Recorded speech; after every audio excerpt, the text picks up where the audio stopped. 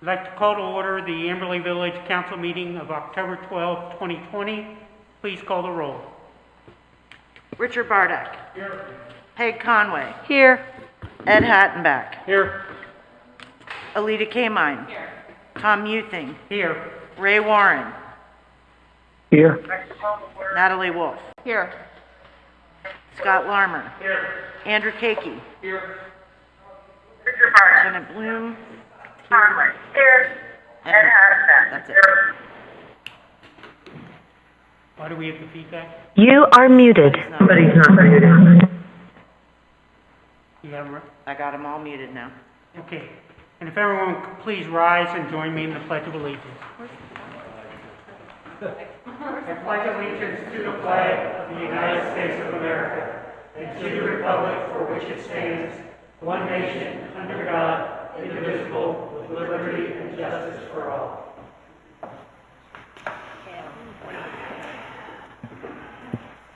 Welcome everyone to the council meeting, both those in person and online. First item on the agenda this evening is our minutes from our last meeting in September.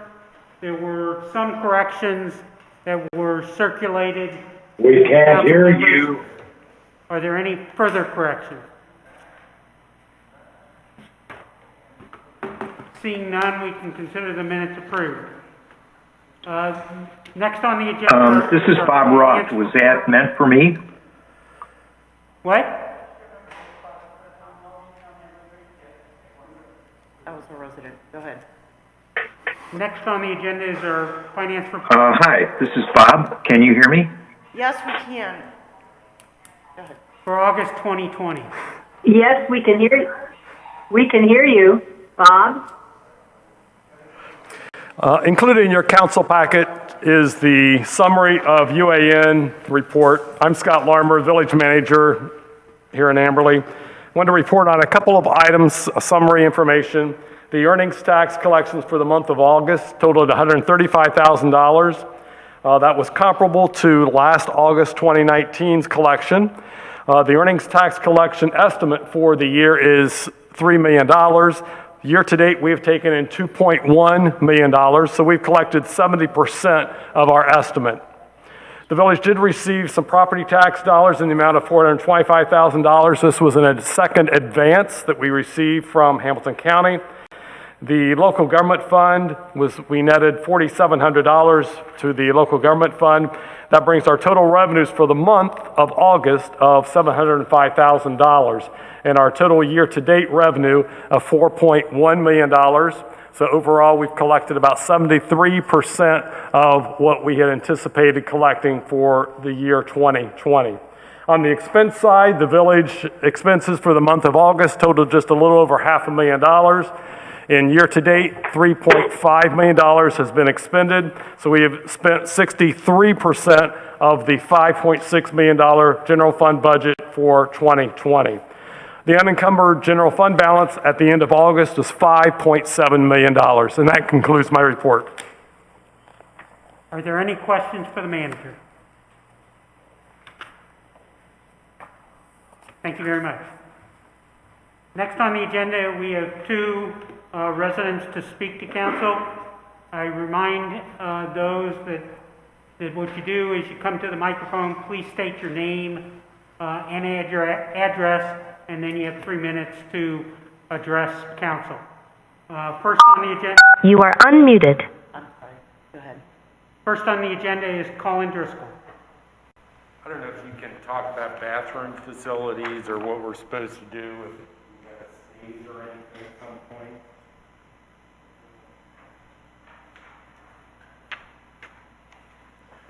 But that's not Amberley Green, Colin Driscoll, 6600 Ridge Road. Amberley Green cannot be addressed in isolation. We have a deferred road maintenance deficit of some $10 million over the next 10 years.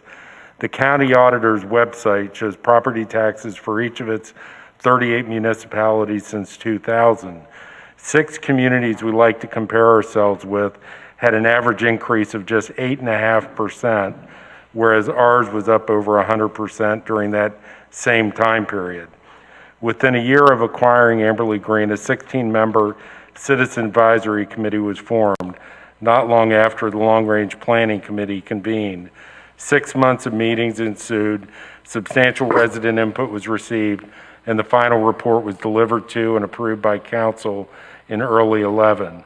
The report provided the basis for the RFI prepared by the village manager seeking a development partner for the green.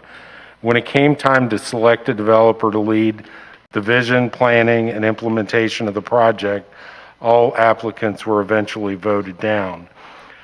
Chapter 33 of the Village Code, Boards and Commissions, each of the 5 listed in the code that I pulled up today meet regularly with the exception of one, the Long Range Planning Committee, which last met almost 10 years ago. Within the code, the village is charged with considering, and where determined to be appropriate, making recommendations to council for action to be taken in areas of land development and 7 other areas. Who is on the committee?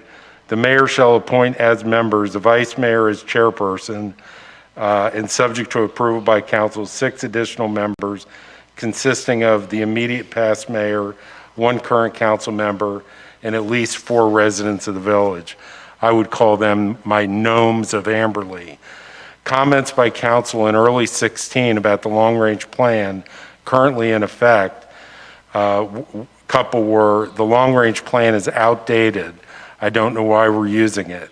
It's not realistic, not market tested. I feel this process has been deeply flawed without clearly stated shared goals and objectives. Council members, our village fiduciaries, need to reconvene the long-range planning committee and update the long-range plan for Amberley Green. If not for our crown jewel, then for what? If not now, when? Okay, thank you very much. Second on the agenda, Frank Gallenstein. I'm getting feedback from those online that we need to speak into the microphones because they're unable to hear. Hello, everyone. I'm Frank Gallenstein. I live at 8133 Fontaine Court. I've been a resident of Amberley Village. Are people still on the phone? I've been a resident for Amberley Village. Yes. Oh, Go ahead. okay. We can't hear. Can you hear? Can you hear something I now? hear you now. Yeah, I hear you now. Okay, I'm not at council. I'm calling in as well. You are muted. Keep muting them and they keep unmuting them. They keep muting us, but we have no sound. I'm Joyce. Who are you? Should I continue? Should I wait? Okay. For those online, it's important that you remain muted. We will ask. So this is Bob. I heard Joyce, but I still haven't heard anything from the chambers.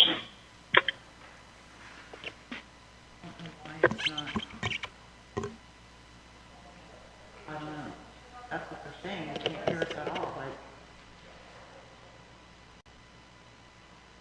Can you hear me now? The host would like you to unmute your microphone. You are unmuted. Okay, can you hear now? Can you hear me?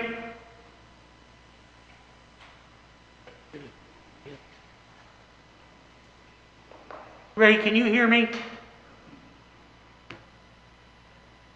No, I've asked them to unmute and it's not.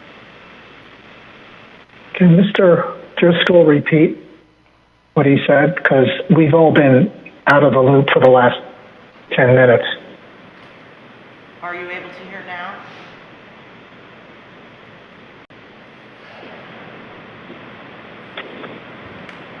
Are you able to hear us? Are we still? We're still not connected, are we?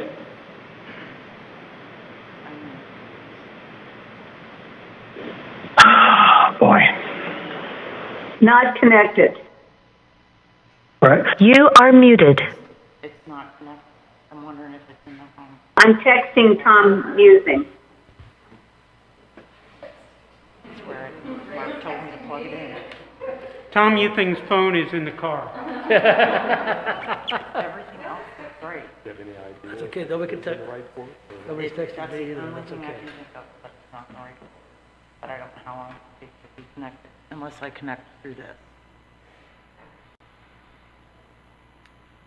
Let me.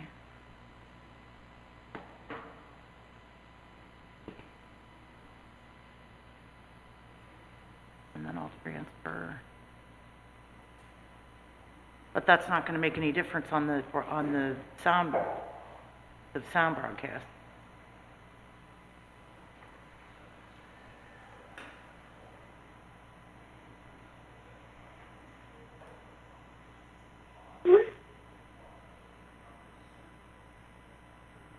Yeah, sure.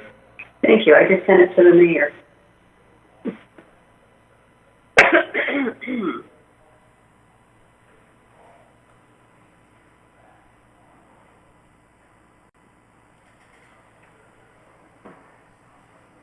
Two 547-770-9.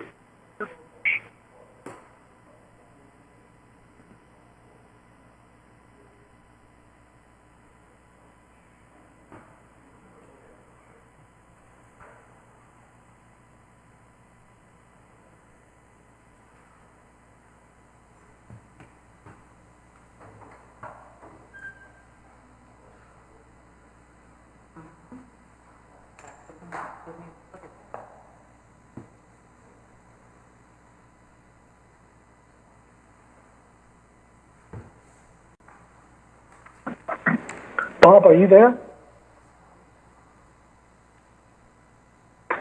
Yes, I am, but I still don't hear anything from the main meeting. So you're not hearing anything either. No. Ray, can you hear me? Now, Bob, you're with the video folks? We're not hearing anything either. Right. And is that Joyce? No, This is Joyce, and someone keeps muting us, but we have no audio or video. Right. Bob, are you a guest or are you part of the video team? No, Are you able to hear me, Ray? I was just muted. That's because we're trying to hear us. We texted the mayor and Tammy. Right. No, I've done that. Tammy's aware of the problem. And Okay. Tom, I mean, everyone's aware of the problem. All right. Ray, can you hear me? Are you receiving audio?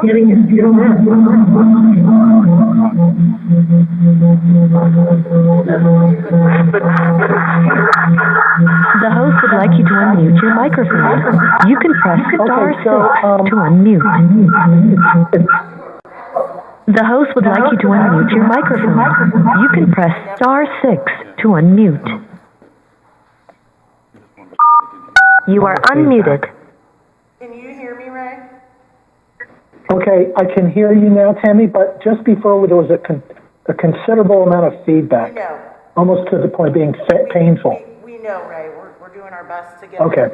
All right, Ray, can you hear me? Okay, no, I'm just letting you know. Ray, this is Tom. Can you hear me? Yeah, I hear you.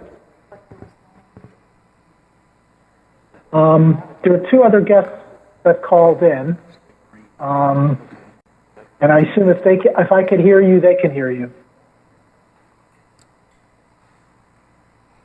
So are we good? I can hear you. I can hear you, but we keep getting muted. To those on the Zoom call, you're being muted because we're trying to follow protocol for the meeting and we have speakers. Now that we've addressed the sound issue, which we're aware of, if you could remain muted until you're called upon to speak, that would help us keep the meeting in order.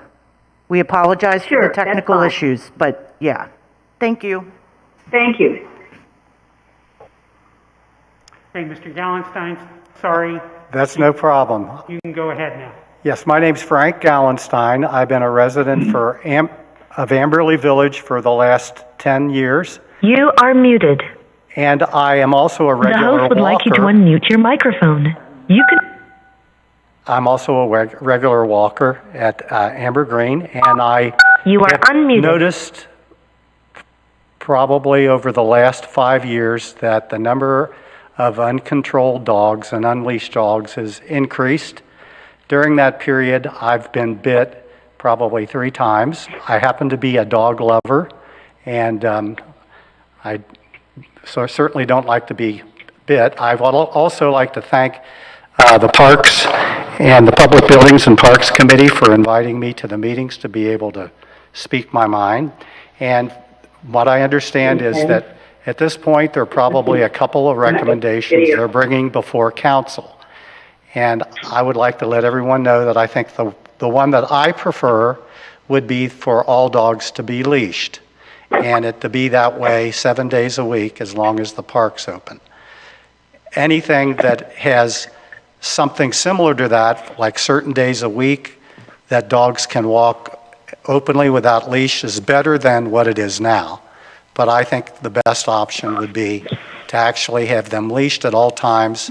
That would allow the people that live adjacent to Amberley Green to feel safe on every day of the week like they used to be able to. And again, thank you very much for letting me participate, and I hope it comes to a resolution soon. Thank you. Thank you very much. I will now move on to committee reports. And first on the agenda is the Planning Commission. This is the second reading of ordinance 2020-16, adding chapter 154-84 to title 4 of the Village of Amberley. Somebody complaining Codified about, ordinances regarding Amberley Green zoning district regulations. And Scot Lahrmer is going to help with the presentation. Thank you. Scot Lahrmer, Amberley Village Manager. Before you this evening is a public hearing to take comments on creating Amberley Green zoning text. This initiative came about after the village held a series of open houses in May of 2019. We were seeking resident input on uses of property at Amberley Green. And council began meeting in public work sessions in the fall of 2019 to develop zoning code text, since the current zoning is single-family residential for this particular property. In order to effectively consider any type of development of the village-owned Amberley Green property, the zoning must be changed from the current restrictive Residence A zoning. However, the village does not have any other zoning district that would accomplish what residents and council believe should be permitted on Amberley Green. Village staff and council have been working to create an environment to maintain green space for Amberley Green while enabling development to occur if the village council finds proposed uses acceptable for the 133-acre property. And these efforts have culminated in a special zoning district being proposed for adoption by Village Council, which is what you are taking comments on tonight. So creating the special zoning district would allow for mixed uses, to preserve green space, create recreational and residential areas, while allowing limited opportunity for revenue-generating businesses to locate at the site. This could add to the tax base of the village. To get to this point, the village engaged the services of Hamilton County Regional Planning Commission to assist in creating this special district. As you know, Mr. Snyder worked with the staff, then was instrumental in assisting council develop the zoning text language. And Mr. Brian Snyder is here this evening in case there are questions about the zoning text. Now, in preparation for a similar public hearing that was held at the Planning Commission meeting, staff worked on 3 videos to help inform our residents about what was being sought. The first video, which I'd like to play, discusses what zoning is and why changes are necessary. I'd like to take a few minutes to hear the video so we all understand what is being proposed. Scott, Yes. do you want to instruct those that are online, if they want to watch it, they have to watch it via the streaming? Yeah, if you're watching online, you can watch that through Vimeo, so you'll see that through our council meeting. It'll be played directly on there. Those on the phone can go to our website, pull up public hearings, and click on tonight's council meeting, and you'll be able to watch. But we do ask that you turn your sound down, please.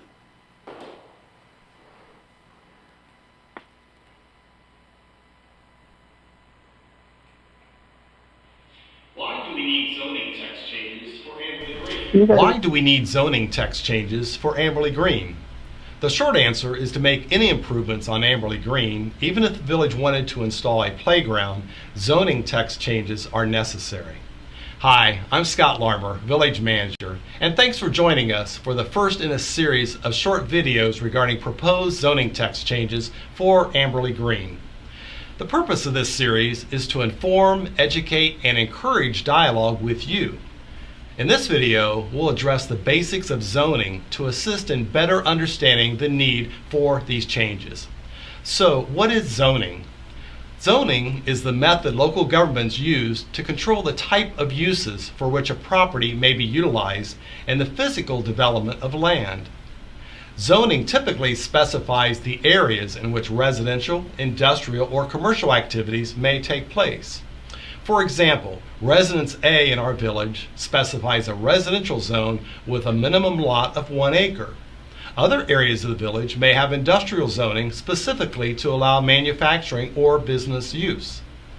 Zoning is also used to maintain the unique characteristic of a community, to protect and conserve the value of assets, and to prevent new development from meddling with the existing uses.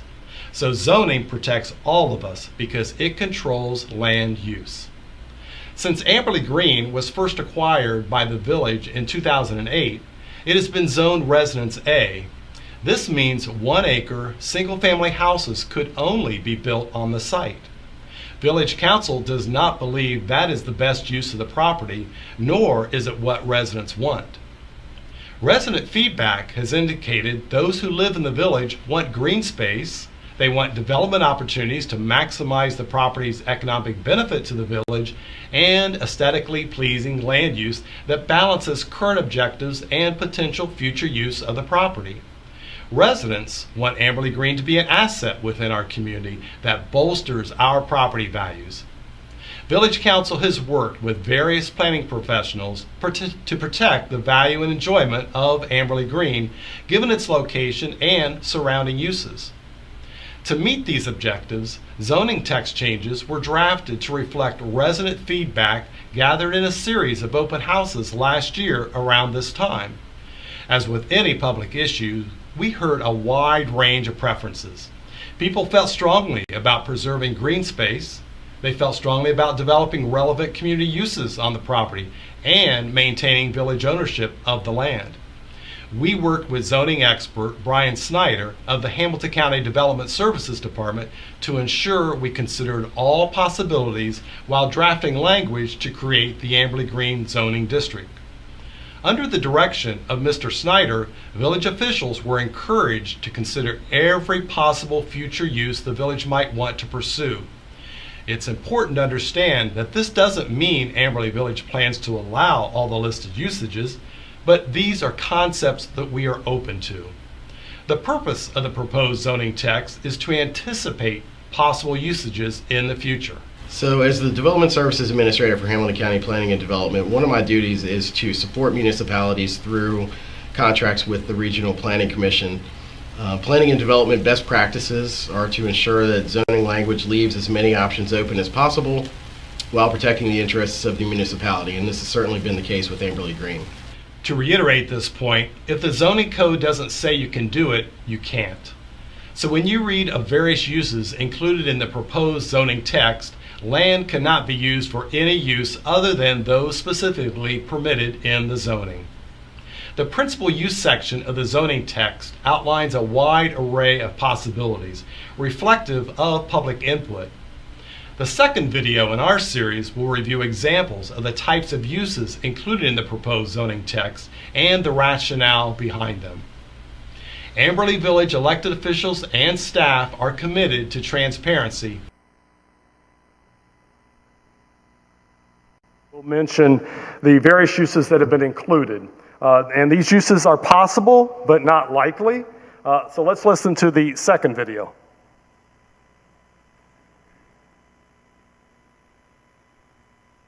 So what all is included in the Amberley Green zoning text? Actually, quite a lot.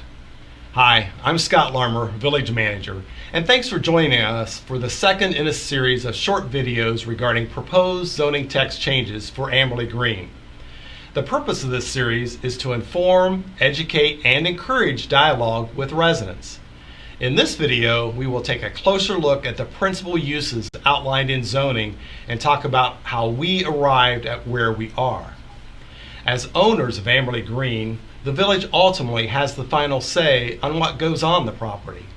Many residents have voiced their preference for open space and walking trails, and others have emphasized the importance of seeing an economic benefit from the property.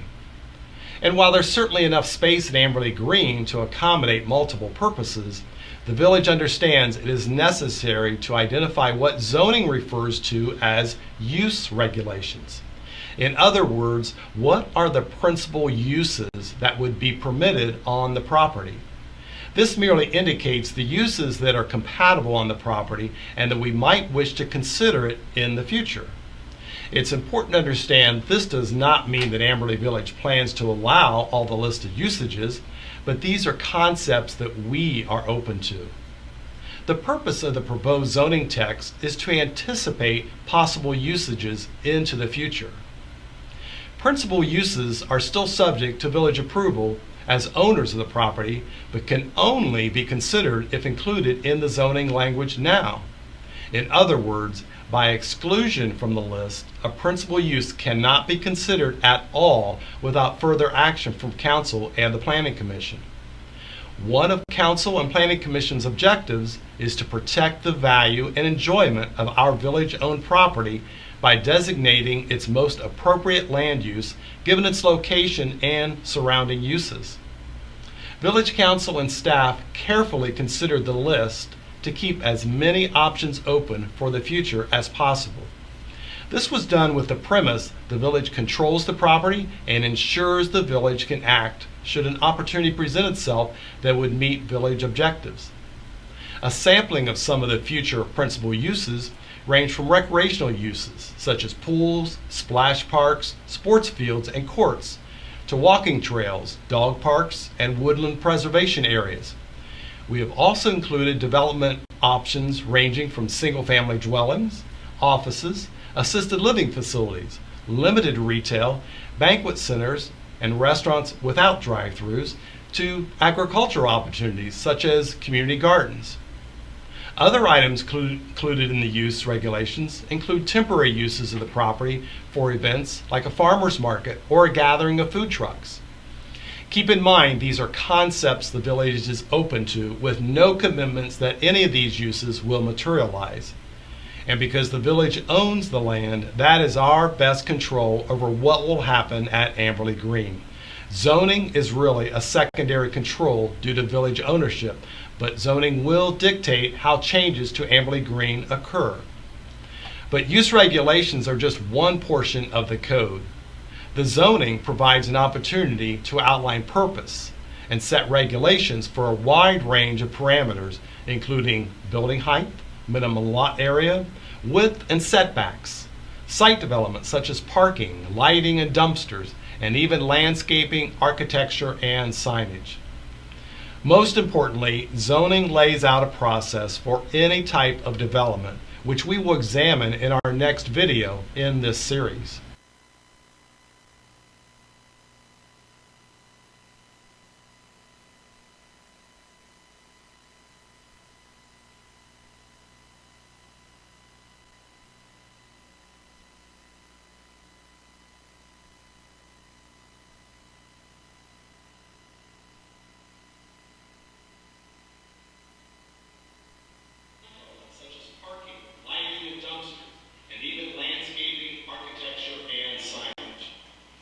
Most importantly, zoning lays out a process for any type of development, which we will examine in our next video in this series. So as mentioned, it's necessary to have zoning in place for anything to occur at Amberley Green. But the principal permitted uses are possible but not likely, and that's why the list is pretty comprehensive. The next video talks about the process that the zoning text would put in place for anything to occur at Amberley Green.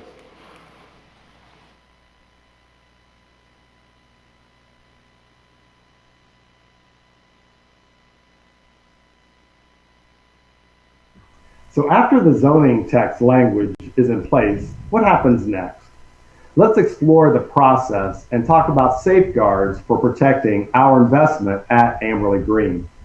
Hi, I'm Scot Lahrmer, Amberley Village Manager, and thanks for joining us for the third in a series of 3 short videos regarding proposed zoning text changes for Amberley Green. The purpose of this series is to inform, educate, and encourage dialogue with residents. So far, we've covered why we need zoning changes and what's covered in the zoning text. In this video, we'll talk through the development process the new zoning code puts in place, and we'll take a closer look at opportunities for resident input throughout that process. The development process for Amberley Green is laid out step by step in the final section of the document entitled Amberley Green District Designation Process Draft, which can be found on our website at amberleyvillage.org. So let's say a developer wants to come and build a dog park or a small office building at Amberley Green. Applicants to develop the property will go through a rigorous series of steps with 2 public hearings built into the process along the way to allow for public opinion to be heard and for any questions to be answered and allow for any necessary changes. The first step would be the submission of a concept plan. The zoning code text outlines a detailed set of items that must be included before a concept can even be considered.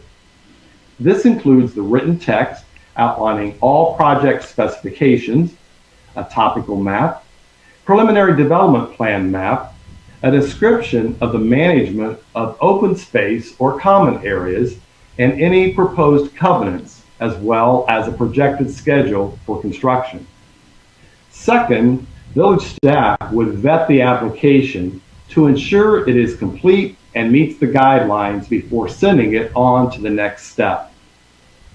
Third, the Village Planning Commission would then review the application and the concept plan and hold the public hearing. And through the public hearing process, the Planning Commission would gather resident feedback and then make recommendations to Village Council.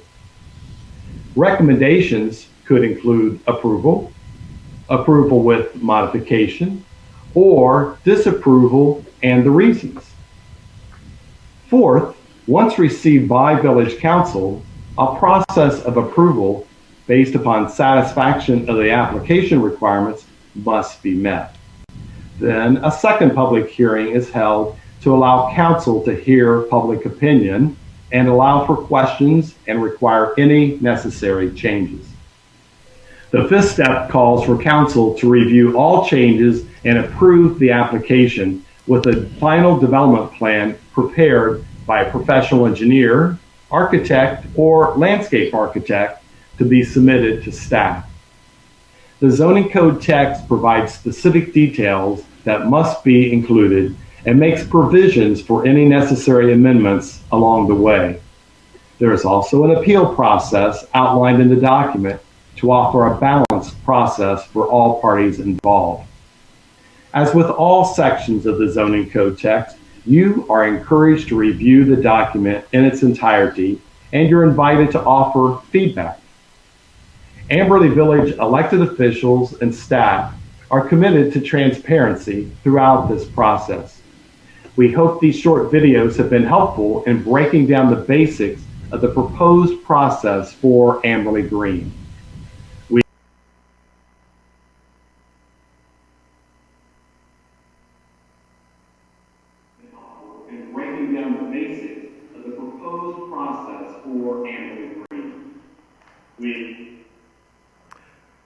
All right, thank you for indulging me in listening to those.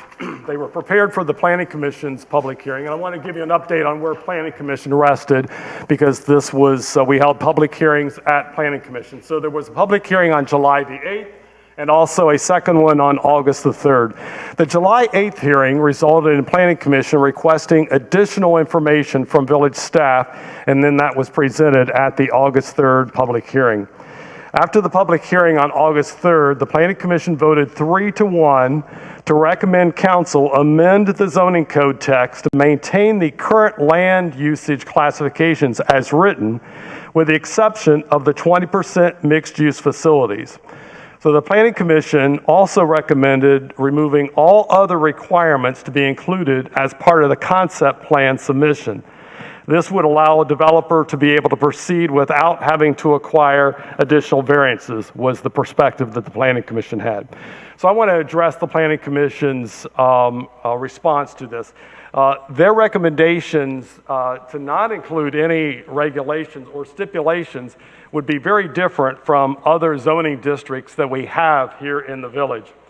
Although there is nothing that says that that would require the village to include anything other than use restrictions in a zoning plan for Amberley Green, it seems counterproductive to talk about zoning on the property without any minimum requirements or any restrictions.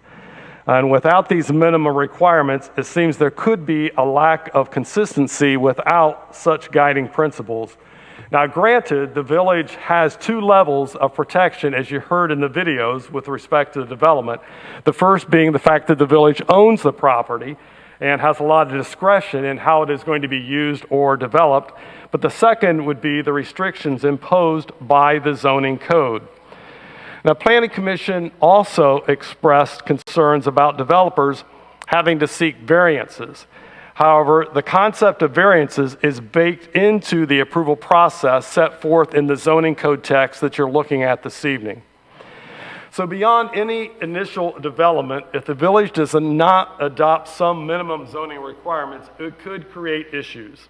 And while it may be viewed as taking away the ability of any developers to be creative, the village needs to think beyond the initial development. So if a developer were to lease, purchase, and develop a parcel of land, the opportunity for restrictions on the second or that third use could be limited. So having some basic restrictions in place would be helpful. From a staff perspective, we do not believe that having those basic restrictions or rules in place are likely to be a deterrent to any serious developer, because the designation process gives the Planning Commission as well as Village Council the authority to grant exceptions as part of the process, and we fully expect that is going to occur. And any developer with any experience is going to understand that there may be some restrictions that need to be worked through. So granted, the zoning code text may appear as cumbersome, and it may need tweaked as time goes by, but getting zoning text in place at least enables discussions with interested parties. And a case in point, the Scottish Rites, who were interested in redeveloping the former clubhouse on the site, ran up against an issue with our single-family zoning. This prevented the Scottish Rites from investing several $1 million into the clubhouse, which is one of the reasons that this zoning needs to be put in place, at least for the zoning text, so they could make application if they were going to pursue development of the former clubhouse. In regards to the 20% limit on retail, the Planning Commission preferred this to be lifted. As this topic was vetted during our council work sessions, it was council's intent that freestanding retail wasn't desired on the property, but if retail co-located with another use, it would be more desirable. So in keeping with the spirit of council's intentions to create a zoning code text, staff's recommendation is to consider Planning Commission's recommendations, but adopt zoning code that enables the village to consider zoning on the property that fits within our objectives. So at this point, if council has any questions of me, I can take those, but this time was reserved for tonight for the residents to give us feedback. So it's appropriate now, if there aren't any questions, to open to the public hearing, take the resident comments, and then close the public hearing. As you know, next month you will have a third reading on this particular ordinance, and then, so it'd be November the 9th, and then council can decide when to adopt ordinance 2020-16. Are there any questions at this point for the manager? If not, we will open the public hearing. Public hearing is opened at 7:12. For those in council chambers, that are interested in testifying at the public hearing. What we will do, similar to what we've done in previous public hearings, is we'll take one person in chambers, and Tammy, if you can have any person who wants to testify online ready to go for after that. We all have already received a lot of comments, and council, as the village manager said, intends to consider all of those comments. And it may be that it's going to take a little bit longer to do what we want to do as far as getting this in. The important thing we want to do is get this right, and it is going to take time to consider all the comments. So we value all the comments that are coming from residents. And as I said, we've already received a lot. And for those that are going to testify, if you've previously made comments, you don't need to repeat, but obviously if you want to, you can. So when you do come forward, similar to the residents speaking, please state your name and address for the record, and then you again have 3 minutes to state what you would like to state. So any resident in the council chambers, Mr. Kuchar.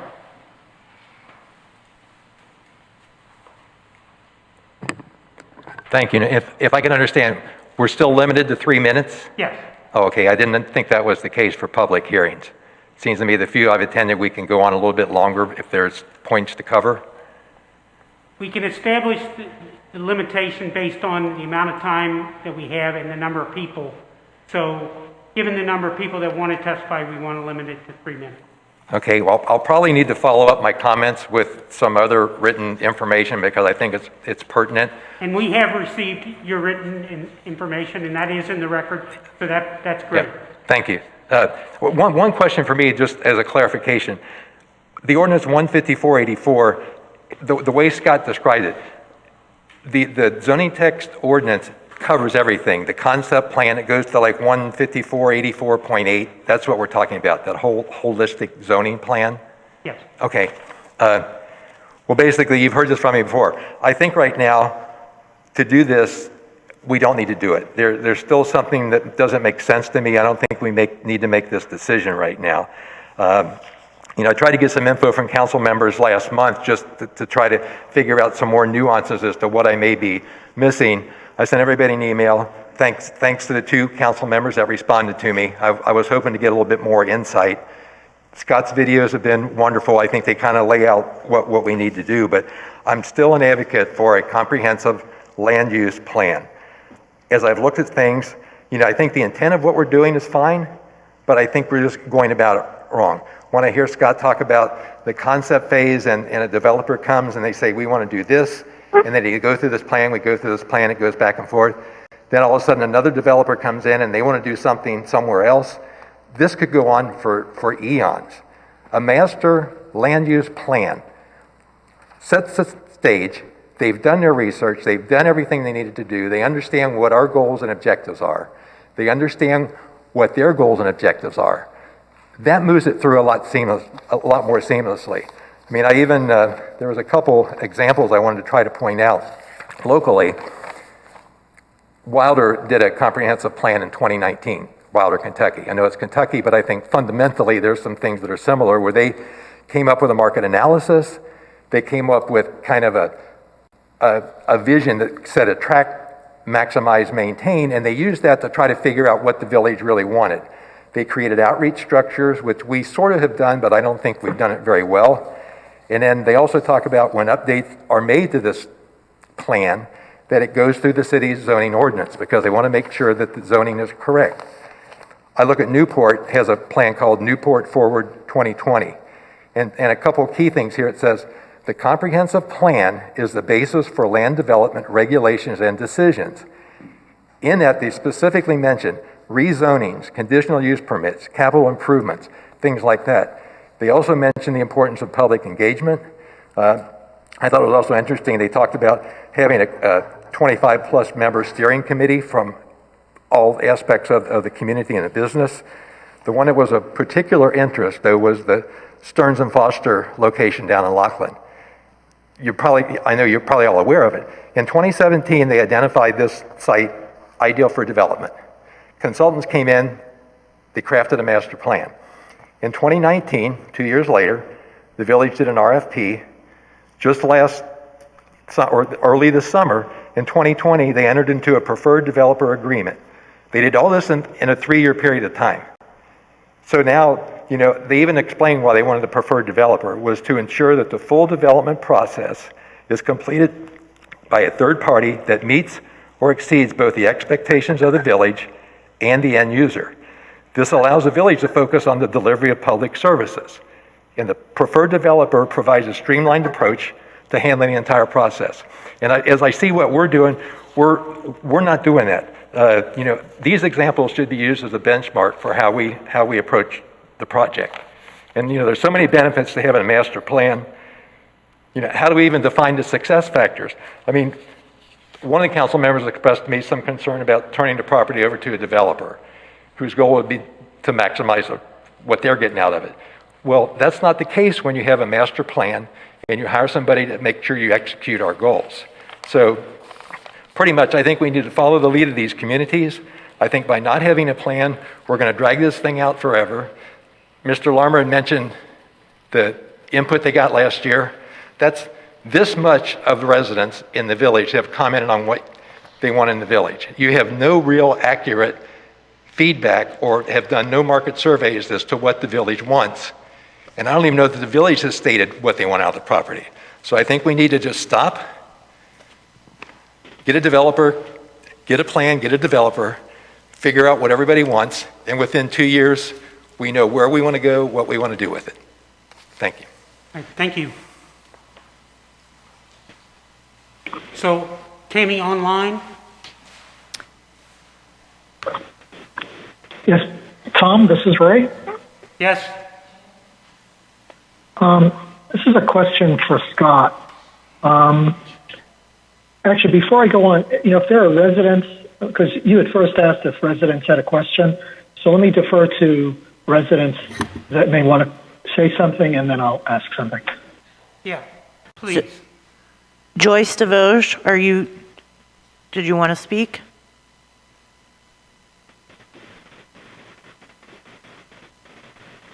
I see several of our residents are muted. If you want to unmute at this point, Bob Roth?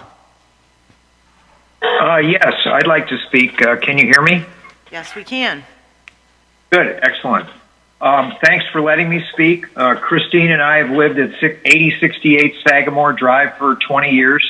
We spent a lot of time at both French Park and Amberley Green, running, walking, biking, that's at French Park, and even cross-country skiing. We have a very strong appreciation of nature and green space. And I'd like to say that I'm in favor of most of the uses implied in the proposed zoning code. When the battle over the future of Crest Hill started about 15 years ago, and it really was a battle at the time, both sides were so entrenched that I immediately thought the only way out of this is a compromise. And this proposed zoning change seems to indicate a compromise, so I'm generally for it. I think it will be great. I think it leaves out one important potential use. My understanding of reading it is that multi-unit dwellings are not allowed. Is that correct? That is correct. Okay. So I've observed appealing developments in very desirable upscale communities with excellent property values in areas like Madeira, Blue Ash, Mariemont, Montgomery, and Villa Hills, Kentucky, to name a few. Aesthetics and property values can not only be maintained, but enhanced with favorable, and I'm going to call them modern changes, like use development, and including condos, things like walkability, bike and hike trails, and roundabouts. And I'll defer the whole question about roundabouts. I'm a big fan of them. I see an upside to including development of a modest amount of condos. They attract residents of all ages, including young professionals and retirees who want to live somewhere without the time and effort of home and yard upkeep. The slightly higher population density with this kind of resident can help sustain desirable businesses like restaurants and coffee shops. It enhances walkability and it reduces per capita maintenance requirements. It's an old argument in our village. It started 15 or 16 years ago, but upscale condos would give older residents a chance to remain in Amberley after they feel like a home is too large or too difficult to maintain. I'd oppose anything as large as like the Approach complex at Summit Park in Blue Ash, but I honestly think that banning condos ends up being, and I really mean this, unintentional age discrimination.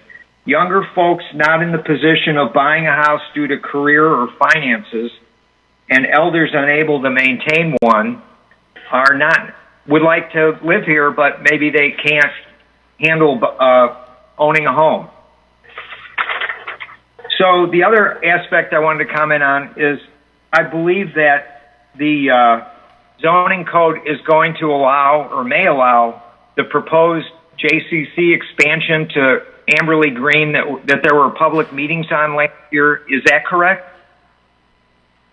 I mean, at this point, we're not in discussions with the JCC on anything, so, I mean, it could allow something similar with the JCC or something similar with some other party.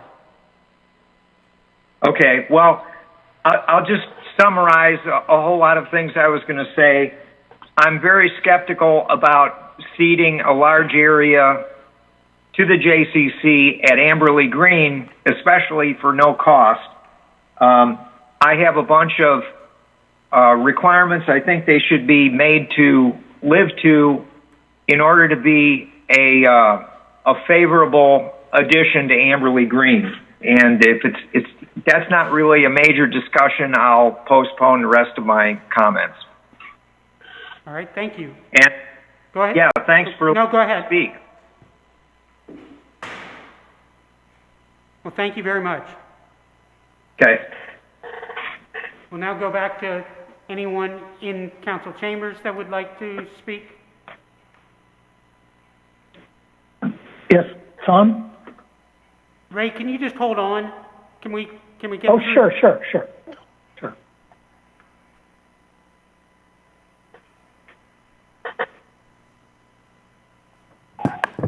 Colin, Driscoll, 6600 Ridge Road. I don't really have any prepared comments. I know I emailed, I think it was Scott, and I was asking for clarity, a little clarity like I think Steve was. And I was at the other public hearings, in the Planning Commission.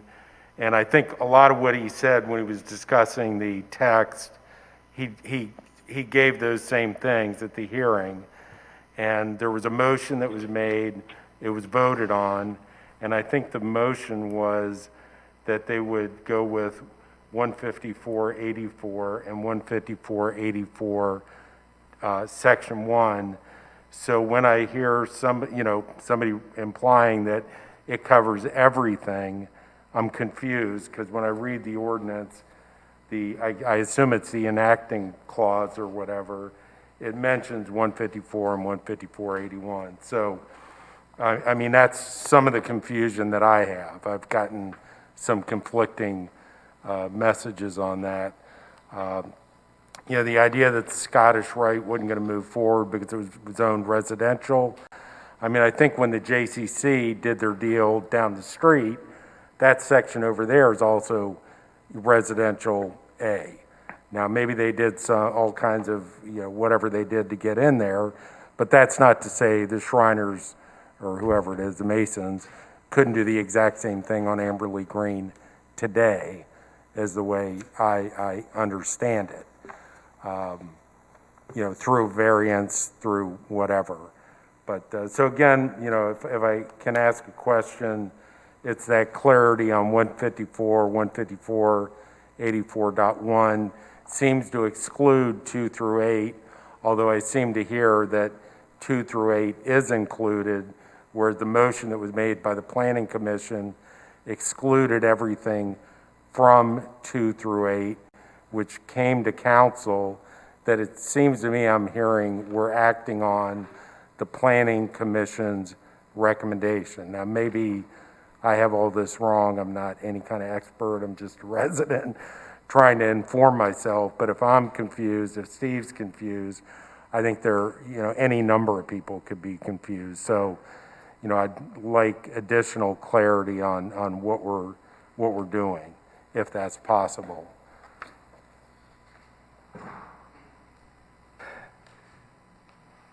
Scot Lahrmer, Amberley Village Manager.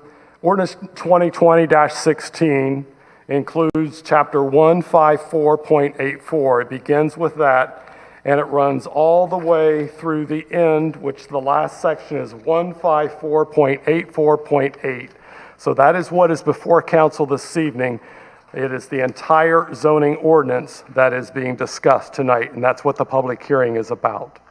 But Scott, sorry, I think Colin's question is also, it's as amended, proposed to be amended by the Planning Commission, or as it was sent to the council version? The process that we've been working on is council came up with a proposed ordinance. They sent that to the Planning Commission, and the Planning Commission then went through their process and have made comments back to council with respect to that ordinance. But what is still proposed and what we are taking comments on, just like we took comments from the Planning Commission, is the original ordinance that we came up with. And that's what we're trying to get comments from everyone. Tammy, can we try for someone online? Is anyone else online ready to speak?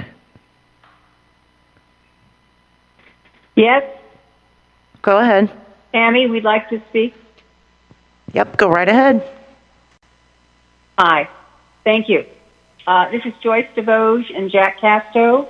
We're new residents to Amberley Village, living on Sagamore Drive. We recently discovered with delight the beauty of Amberley Green. We're very active users of the parks throughout Hamilton County and Ohio, and really regard Amberley Green as a rare treasure. So we're going to address the benefits, especially of the health benefits, the physical and mental health benefits of a beautiful, remarkable arboretum that Amberley Green is at this point. But we understand that there is a strong urge to develop parts of it, but we have especially concerns about the unusual number and variety of mature specimen trees. We've been studying those through our walks, and there's an amazing number of excellent, beautiful mature trees that are rare, that are irreplaceable. These kinds of trees provide benefits, health benefits, beyond those of simple recreation. I shouldn't say simple, but the importance of recreation, relaxation, and the natural beauty of the green. Even the views add to the mental health of people who use the green. The benefits you most all are aware from all trees, especially those in arboretum and woods and forests, are the huge amount of oxygen that they give us and the removal of great quantities of carbon dioxide. That is a major gift to the community at large.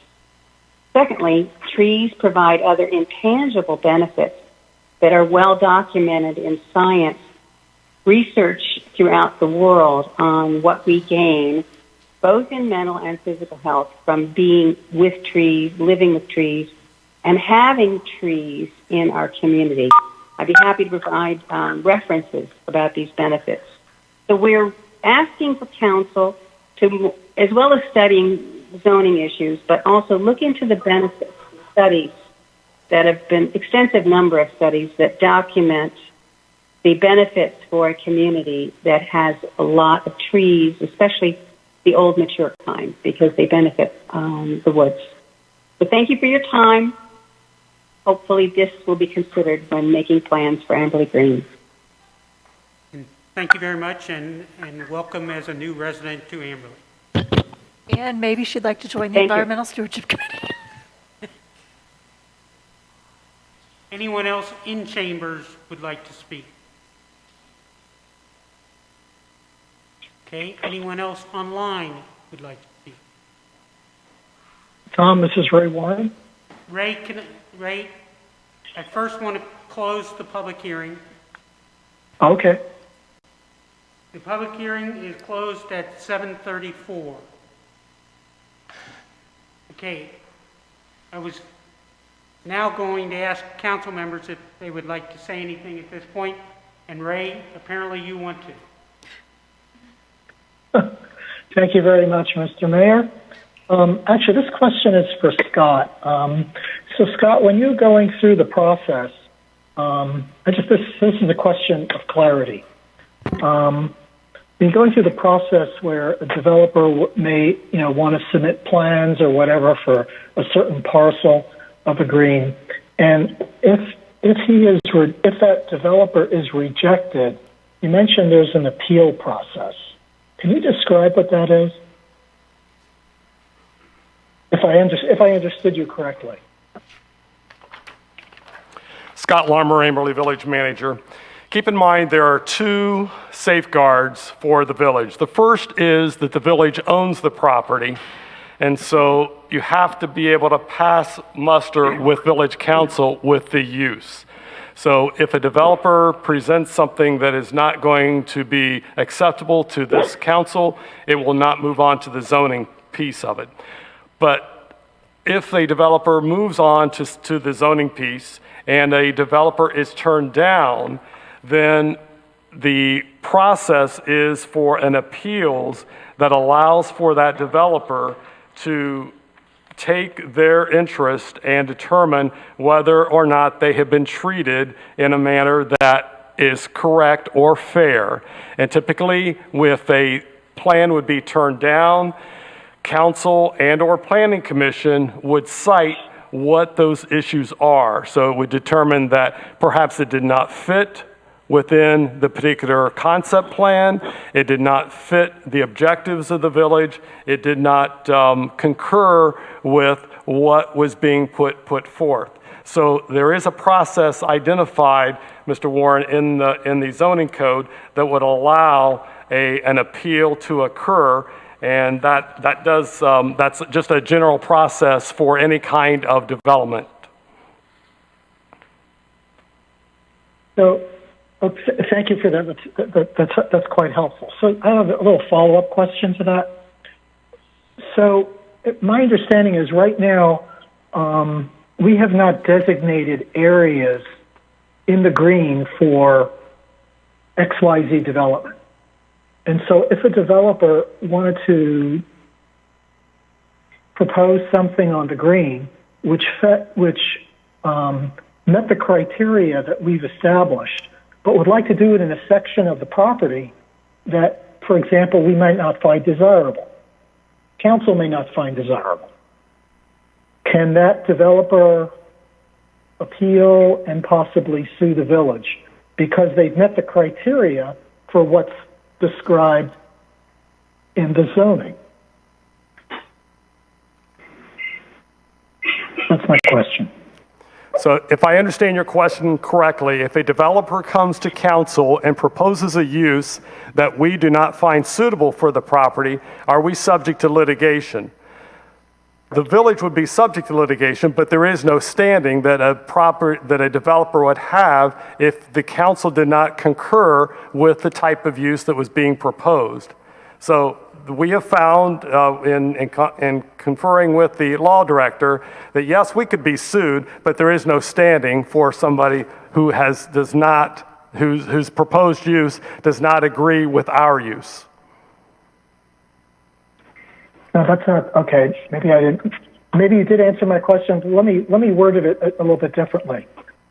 My assumption was that the developer would propose a use and fulfills all the requirements within this ordinance, within this ordinance, other than the location, the specific location of that proposal. Okay, that's my question. So, is there still an issue that is? Can the village? Are you saying that developer still has no standing simply because he doesn't own the property? That's Colin? Ray, this is Tom. I mean, again, as Scott led in the discussion, we own the property. So the first step in the process has to be that we say, yeah, we're interested in doing that. If we don't say, yeah, we're interested in doing that, it doesn't matter if it's a principal use that's included or anything like that. We don't want to do it. And so and there is no grounds for anyone to sue us on that basis. If, on the other hand, we said, yeah, this might be something we will do, and submit a plan, and again, remember the property remains zoned Residence A until we, as the owner of that property, the only party that can request a zoning change is the owner of the property. We are the owner of the property. So the only party that can request that zoning change is us. So if someone came in and said, you know, and we had said, yes, go ahead and develop a plan, and then we said, no, we don't want to do it, well, we wouldn't request the zoning change, and therefore there is no standing. Does that answer your question? Thank you. Yes, thank you. All right. I wanted to follow up on the input from the last commenter regarding the person who was concerned about the trees and such, to understand, kind of the other steps that we're taking. If Scott could elaborate on them again, because I think it's important, the context around how the land areas that are developable and not developable, and what we're thinking as far as tree preservation and things like that. Scott Lahrmer, Amberley Village Manager. As council was going through the process of the work sessions, one of the questions that came up is, can we identify the land at Amberley Green that is not developable or land that we would not want developed? And so part of the process has been that I have engaged the services of MKSK, who did a study for us last year in regards to the path along Ridge Road, and also looking at pedestrian as well as vehicular access into Amberley Green.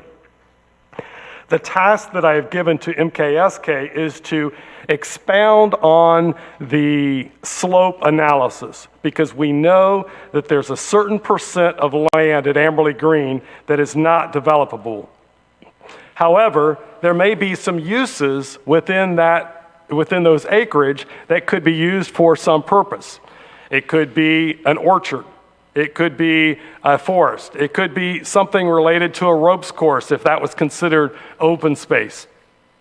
Those types of uses will be identified in a draft that MKSK will work on for me, and I hope to be able to bring something back in at the November meeting, or at least give an update at the November meeting. Another element of that is the walking paths on Amberley Green, to make sure that those are identified. There may be modifications to the walking paths, but then also to look at the preservation of green space, which includes the trees on the property. So from my perspective, pulling all of that information together, doing an expansion of the slope analysis, will give council the ability to say, these are the areas where we do not want development to occur, and then there may be some additional areas where you may not want development to occur. So my plan is to have something that at least I can speak to at the November meeting. Ultimately, a plan would be coming to council so that you could take a look at that.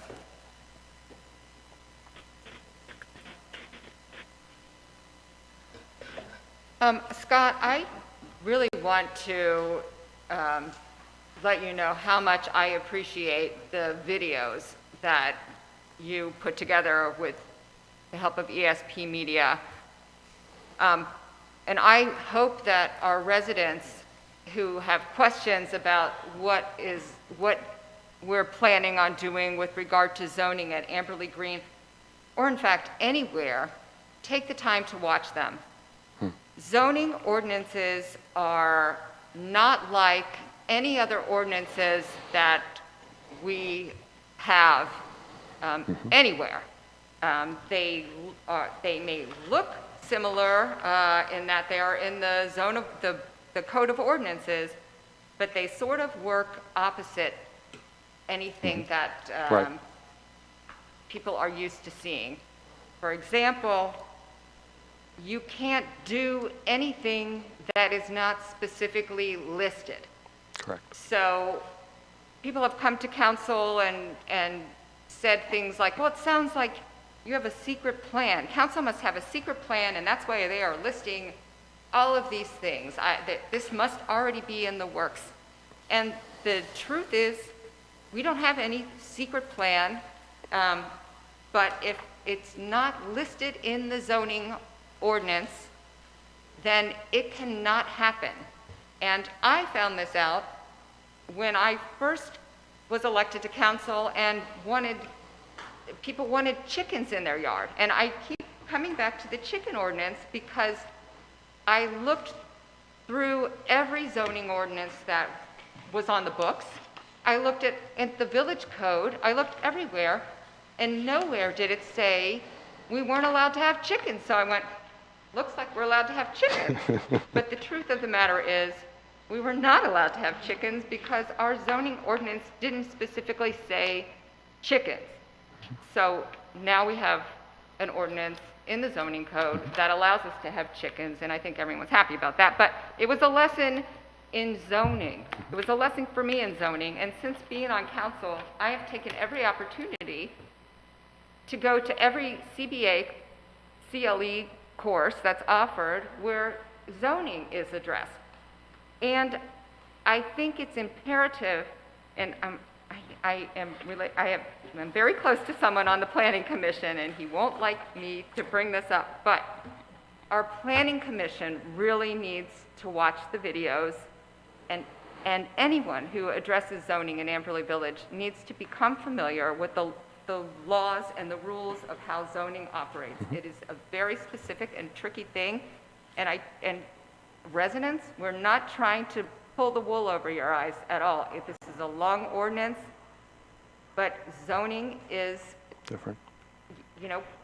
It's important, and this is how it works. So thank you, Scott. And Thank you. I hope those are really made widely available and links are distributed widely. Thank you. Other comments?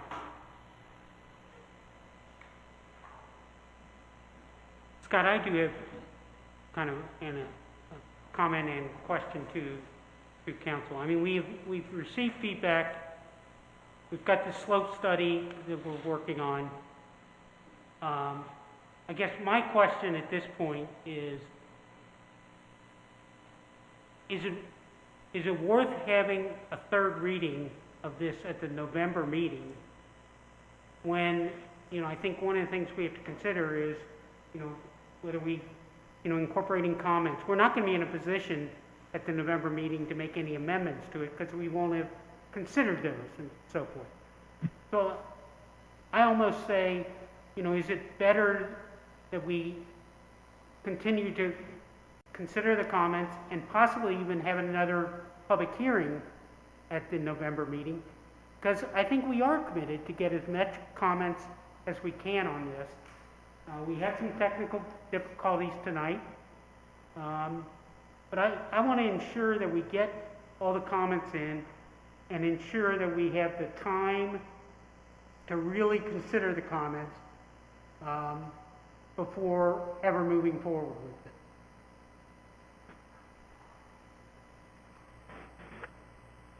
Scott Lahrmer, Amberley Village Manager. Well, tonight you held the public hearing, and this was a second reading, and you closed the public hearing. There is nothing that says you cannot have another public hearing, so you could schedule another public hearing for the November council meeting. That's certainly within your purview.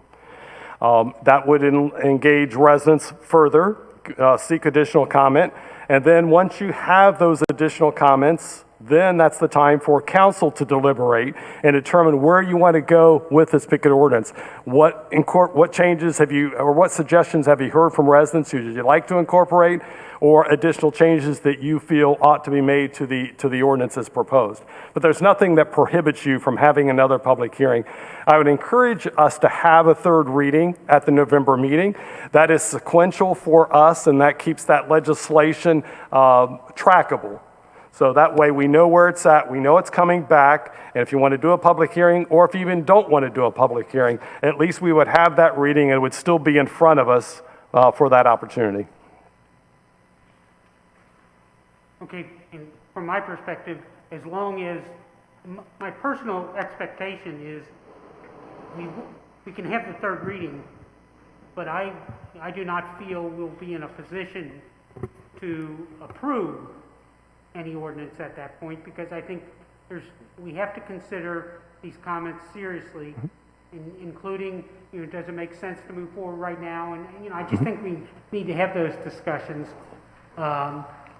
And so if doing the third reading, we can then, as long as there's not the expectation that we're going to be seeking approval.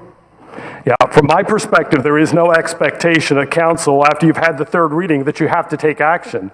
You can continue this as long as you feel it's necessary, especially if you want to get additional input. And once you start having that conversation among yourself after you've had that public input, I think that's just as important as having the resident input. Okay, I have a question, and I want to address it to, I guess, you, Scott, and the mayor, and that would be, what would be the appropriate forum for council to have this discussion? If not, for example, right now or at November's meeting. Well, my belief is, we've got this MKSK work done. We've had comments from multiple people saying, you've got some additional time because there's nothing, right out there. So I almost feel like we could almost have another council work session to go through this and consider that. And I think it would make the most sense to do that following the November meeting, following the results of the MKSK study, et cetera. I'm wondering, would it make sense to have an all virtual public hearing so that we don't have this can't hear, can't know when to talk, like only a public hearing? I know that would be an extra meeting or something, but it just, I think it's a hurdle that we're dealing with in terms of making people feel like we're accessible if they don't want to come in.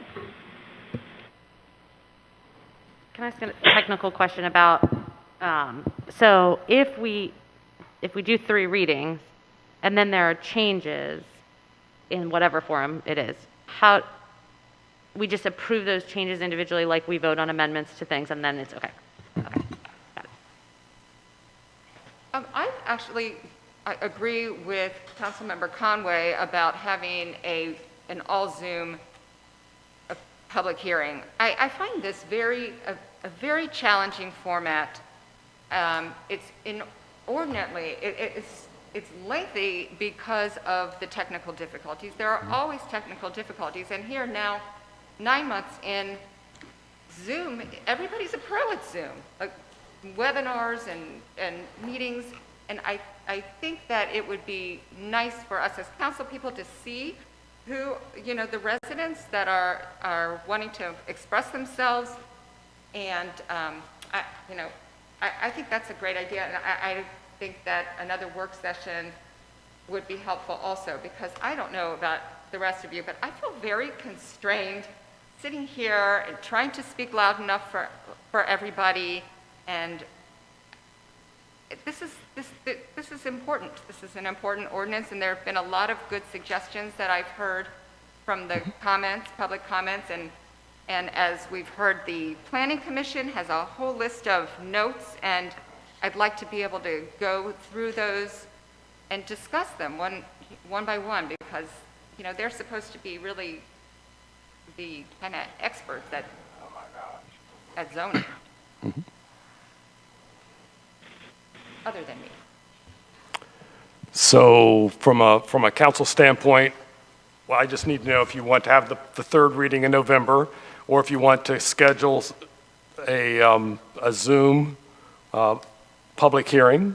And do you want that on your council meeting night, or do you want it on a different night? We could certainly schedule for a different night. Or do you want to move into a work session format that would be through Zoom? Here's what I would propose based on what I've heard. That we go forward and we have the third reading at the November council meeting. Then we schedule a special council meeting, not work session, council meeting, that would be Zoom, to hold a public hearing. We would probably do that, I know you're out for a little while, so maybe schedule that for sometime in the week after the November council meeting. Okay. And then we would start to get some results from the MKS case study and things like that. And then we could schedule a council work session to talk about this maybe in early December. Does that make sense? Okay, I like that. We'll do that. One quick question. Is it very clear on the website or wherever the information is that people can also submit comments in writing? Because I had some residents ask about that too. Like, do we have to come to the public hearing? Can we just email you our comments? I just want to make sure it's like really clear in whatever our communications are that written comments are fine too. If people want to give feedback that way. We should clarify that public comment is not a constraining vehicle for residents either. We'll take a look at the website to make sure it reflects that.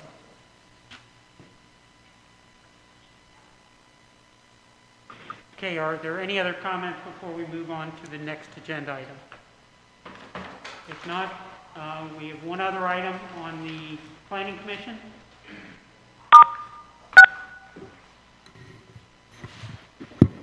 This is the first reading of ordinance 2020-17, amending Village Zoning Code Section 154.14 pertaining to the allowable height of hedges, and also requesting that we set a public hearing. The proposed change to Section 154.14A is to allow hedges not in the public right-of-way to be taller than 2.5 feet in height. And I am requesting that we set this matter for a public hearing at the November 9th meeting. After that public hearing, council will likely have a third reading of the ordinance on December 14, at which time the zoning changes can be adopted and will go into effect in 45 days. That concludes my report. Okay, so we will have a public hearing at the November council meeting on ordinance 2020-17. Are there any questions related to the Planning Commission? I have a question, Tom. Go ahead. And my comment is, I think it's really great that we're bringing this forward. As you know, this came to our attention at one of our zoning change meetings I think a few months ago regarding hedge height. The question I have in general is that with the changes that are being proposed here, whose response is there any provision in terms of responsibility of hedges tall? Now we're talking about taller hedges than what we had before that impinge on neighboring properties. That is it the responsibility? Do we need to have a provision that is the responsibility of the homeowner of a hedge that impinges on an adjacent property to maintain that hedge? It's kind of a law of unintended consequences. Ray, the proposed change to the zoning code would delete hedges from that 4.5 foot requirement. So you will be allowed to have hedges. Well, the way I read it is that it's removing a height restriction. Right. Okay. correct? And so the question is, things just don't grow straight up. They also grow out. And so my question is it going to be the homeowner's, do we need to have a provision in this ordinance that is the homeowner's responsibility to trim his green space so it does not impact a neighbor's property? My understanding of the law is that if you have a tree or a hedge or whatever on your property and it grows in such a manner that it goes across to the other property, your neighbor's property, they have every right to trim that hedge. It's now on their property. Isn't that correct? That's not my question. But that's not my question. Because basically, my understanding of what you just said is that the adjacent property owner has a right to trim that tree. Okay? On their property. What I am saying, correct, that's on their property, right. What I'm saying is that if someone is planting something on their property and it grows over to an adjacent property, should that principal owner be responsible? Because by removing a height restriction, as I said, things just don't grow straight up. They also grow out. And so who should have that responsibility now? Because there could be a financial burden. Again, my understanding, Ray, is let's take it away from the term hedge and you plant a tree.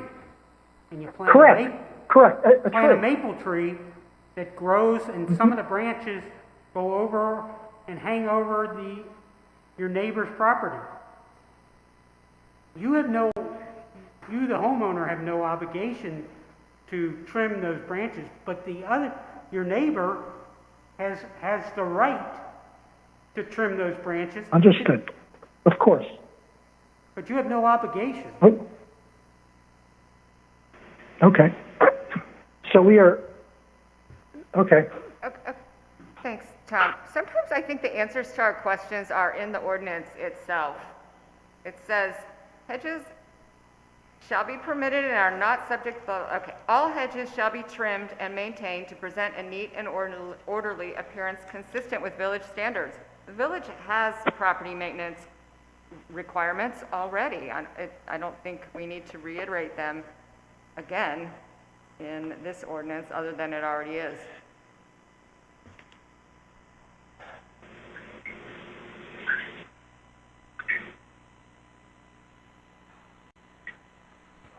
You okay, Ray? Yeah, I'm fine. Okay. Thank you. We'll now move on to the Finance Committee. Thank you. First item I have is to introduce resolution number 2020-28, accepting rates of the Hamilton County Budget Commission for 2021.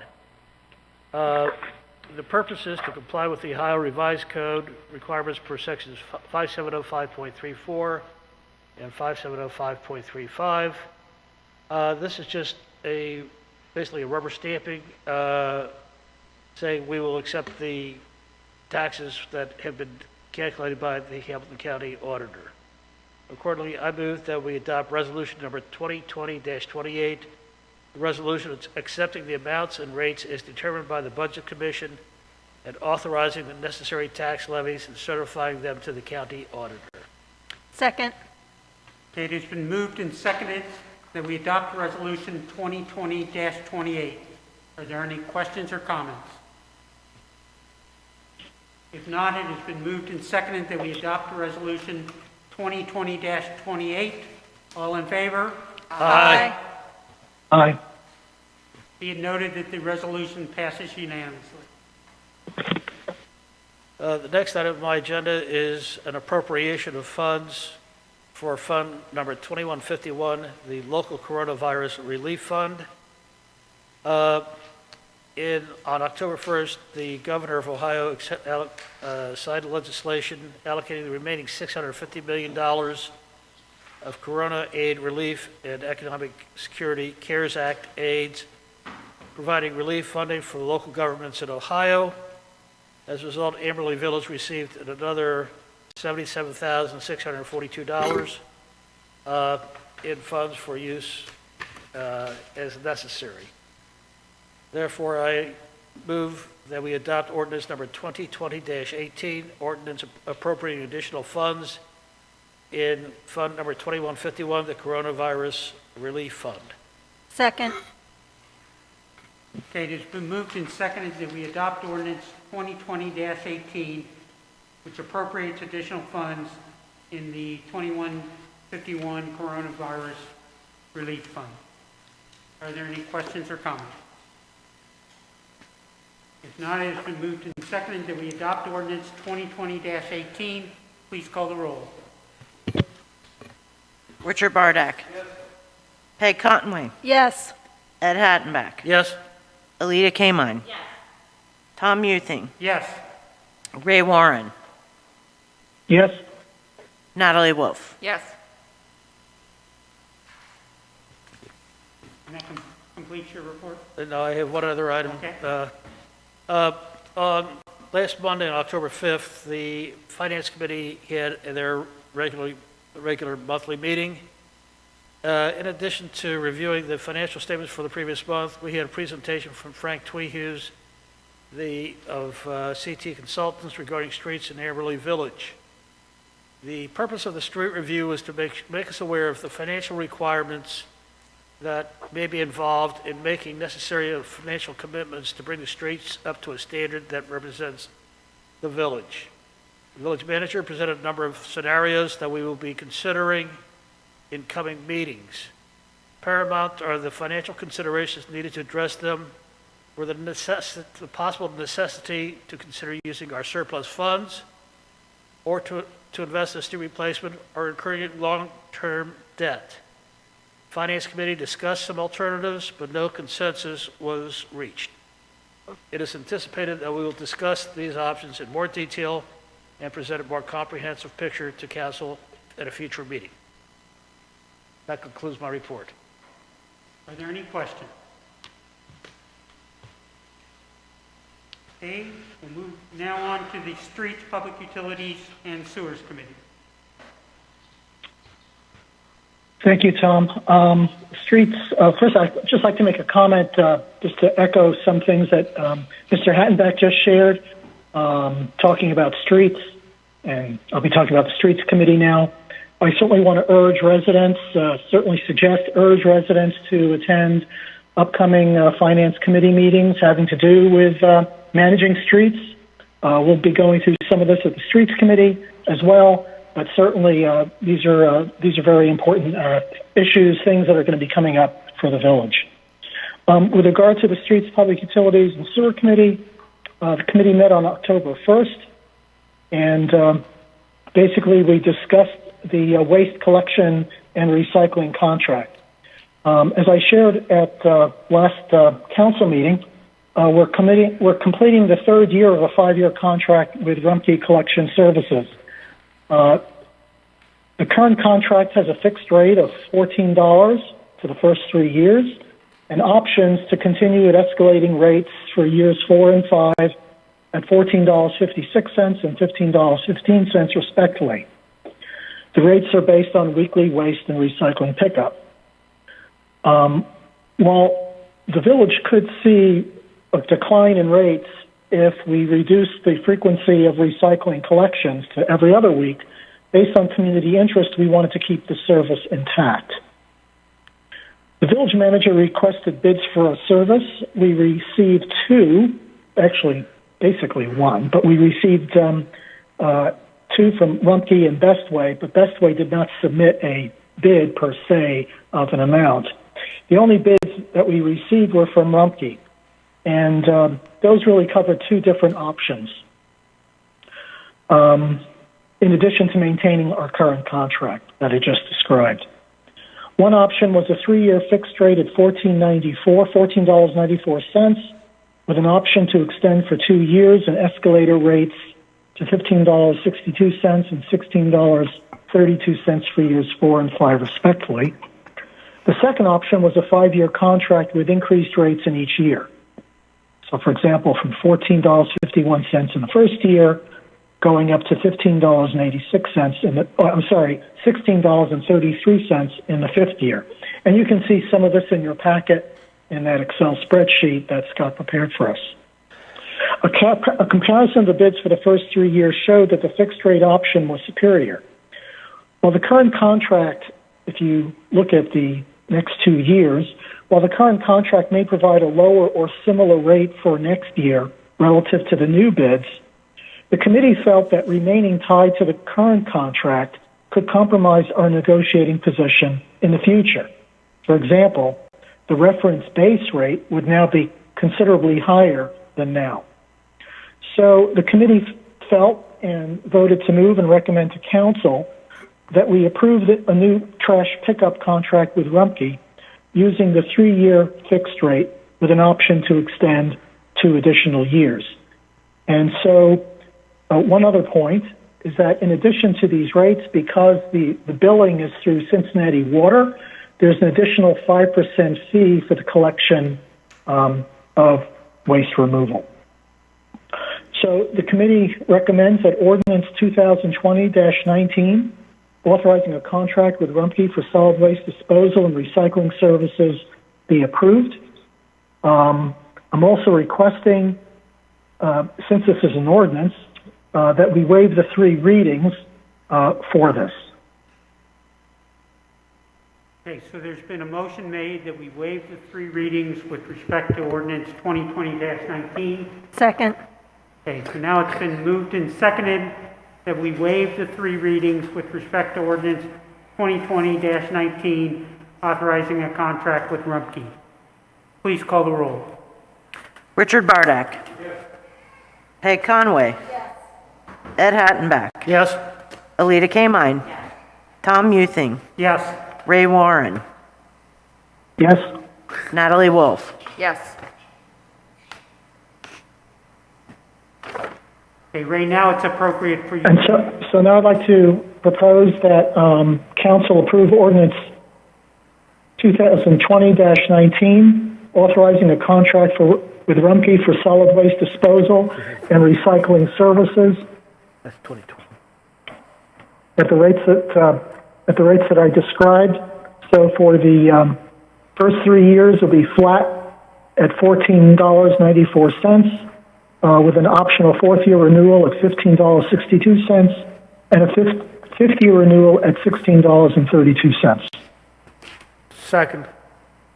Okay, it has been moved and seconded that we adopt ordinance 2020-19, which authorizes the village manager to enter into a contract with Rumpke.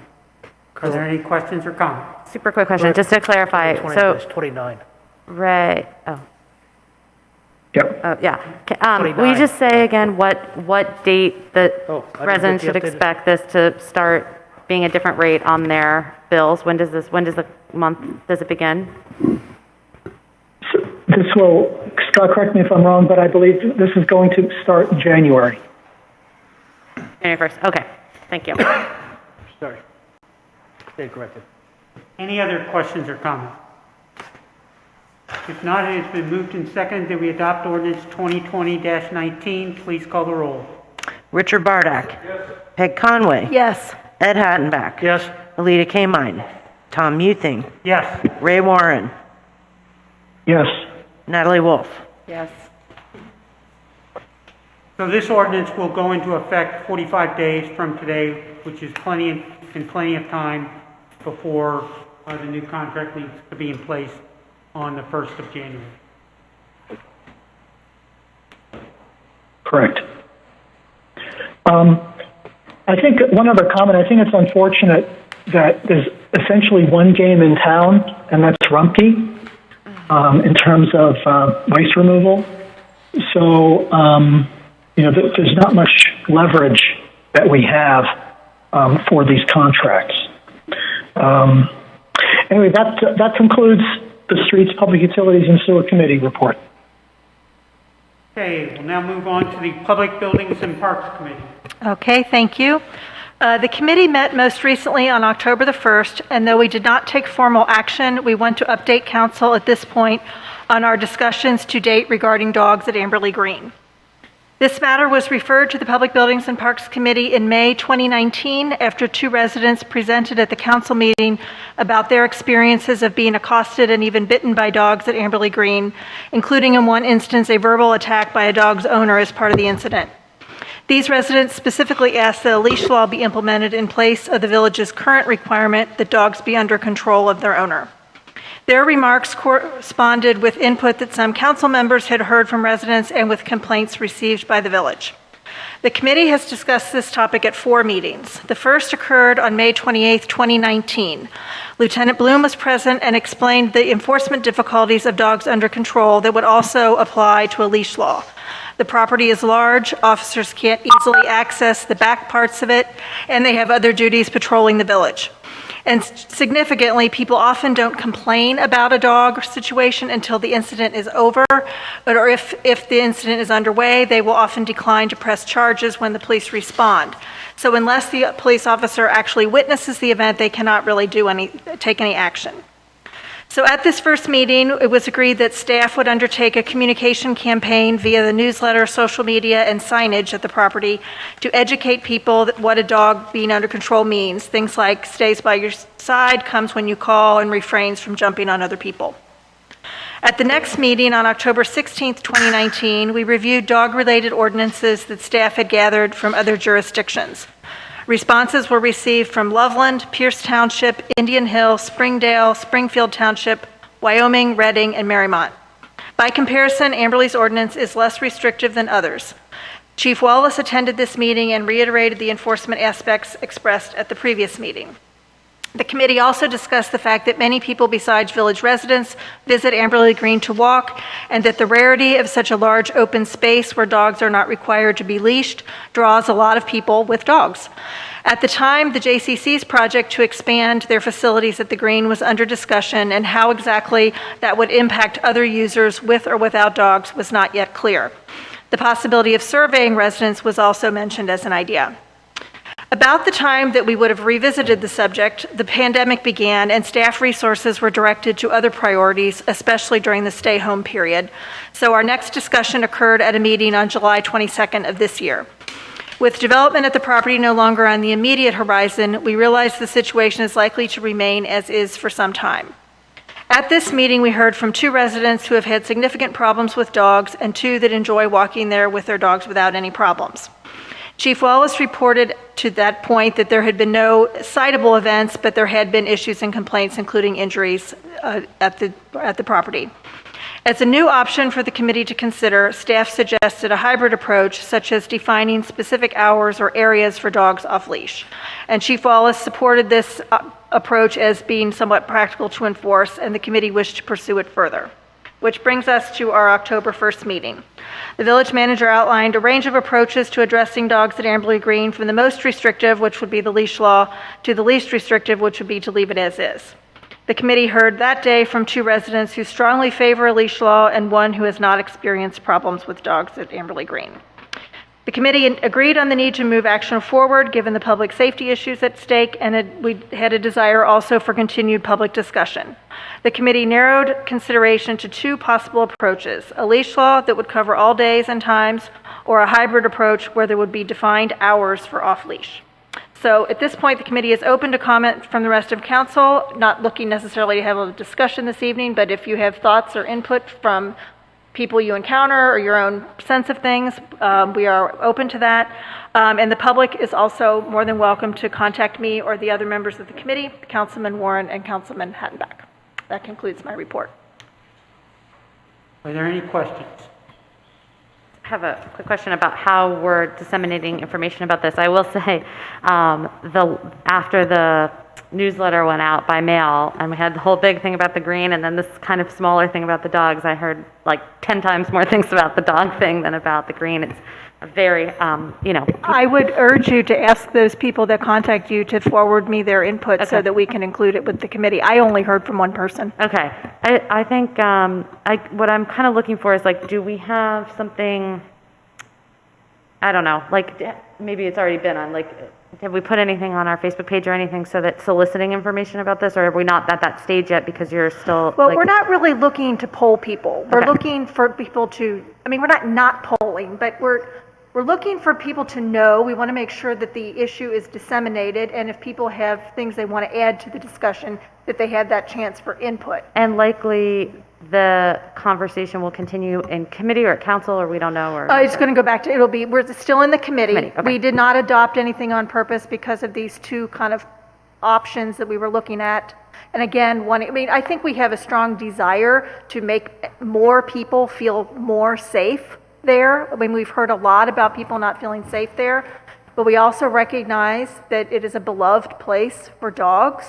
And so and we don't want to burden our police department with lots of calls on that. So, I mean, they have increased their patrols there and they are communicating it to people. So basically, we just want to make it more harmonious there.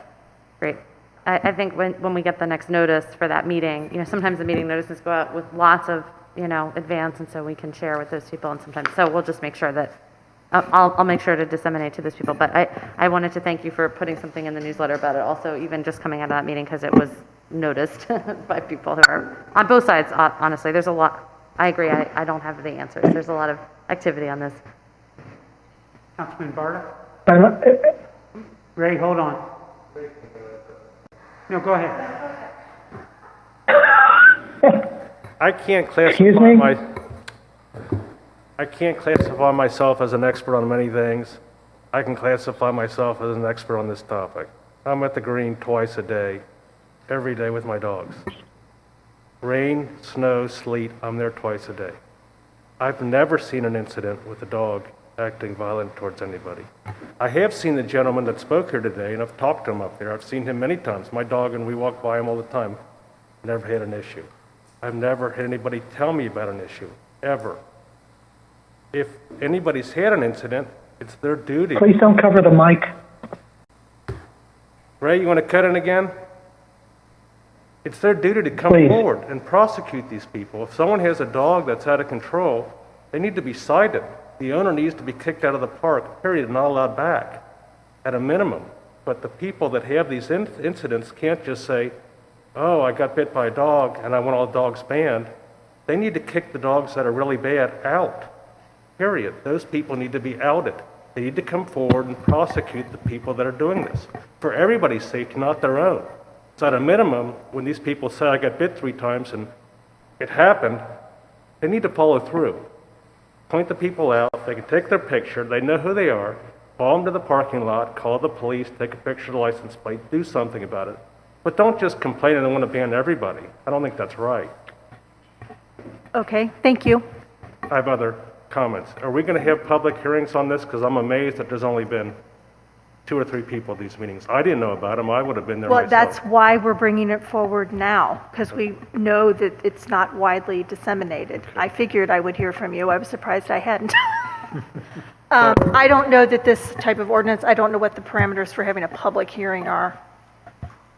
I mean, we would have several readings and people would have the opportunity to give input the way they always do.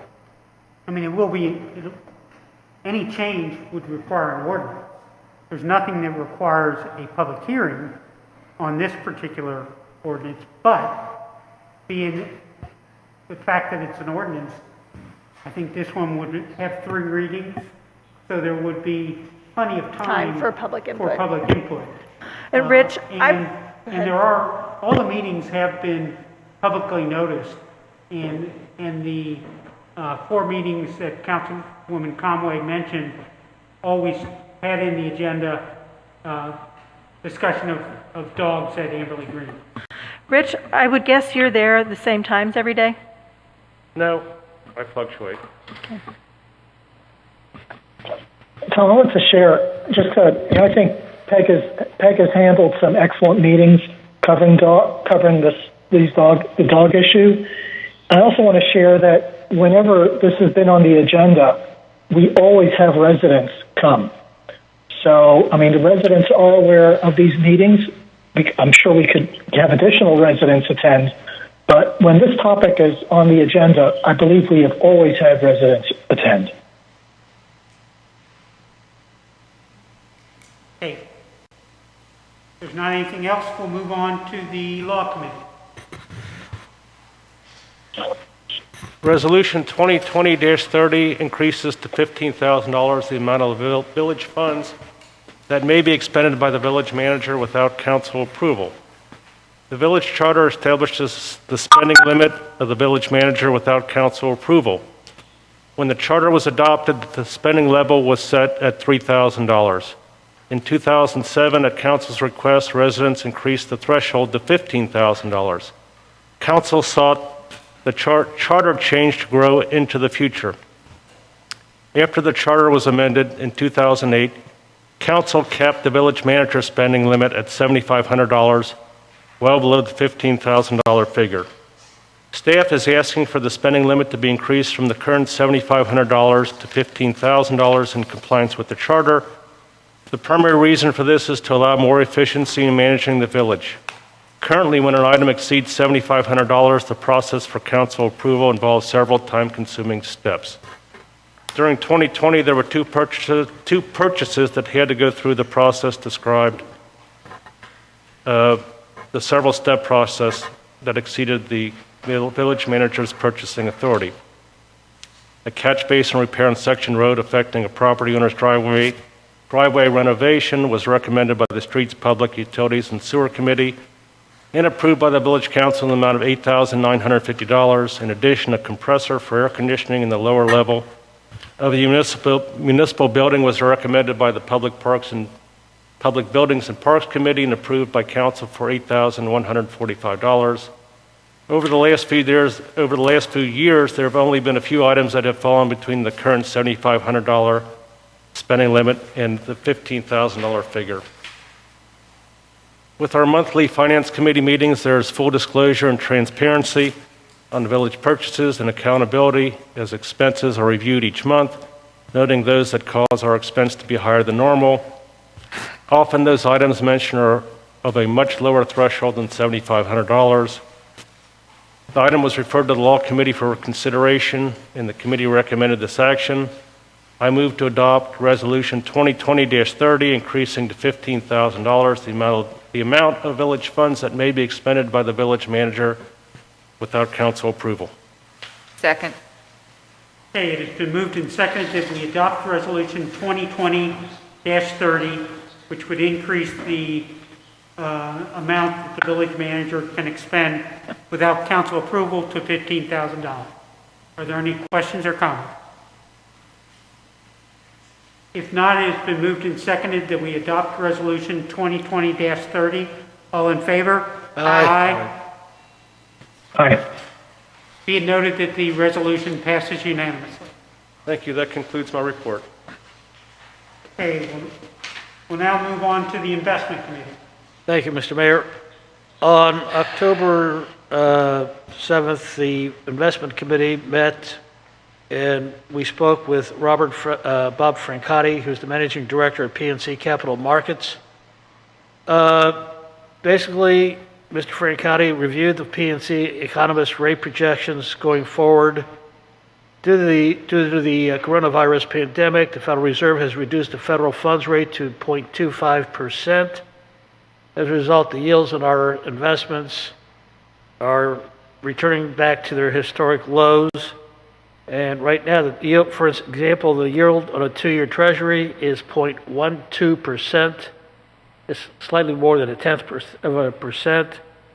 So what we're looking at is the fact that our investment income is going to be shrinking over the next year to 2 years. Currently, our portfolio yield is 1.99% with an average maturity of 331 days. So 11 months, basically. And our current reinvestment rates are between 0.15 and 0.25%. So the investment income, which we will be projecting for 2021 and 2022, are going to be pretty skinny. That concludes my report. Are there any questions? If not, we will now move on to the Public Outreach Committee. Thank you, Mayor. The Public Outreach Committee met on September 24th, and we had a presentation from Clerk Tammy Reesner, And she reported to us that the village has been working on video media since the fall of 2019 in order to enhance the promotion of Amberley Village in two areas. One, residential, focusing on what makes Amberley a special place to live, and two, business, focusing on Center Point Industrial, AKA 2100 Section Road, AKA the old Gibson Greetings site. The videos were shot over the course of a year in order to capture the beauty of Amberley Village in all four seasons.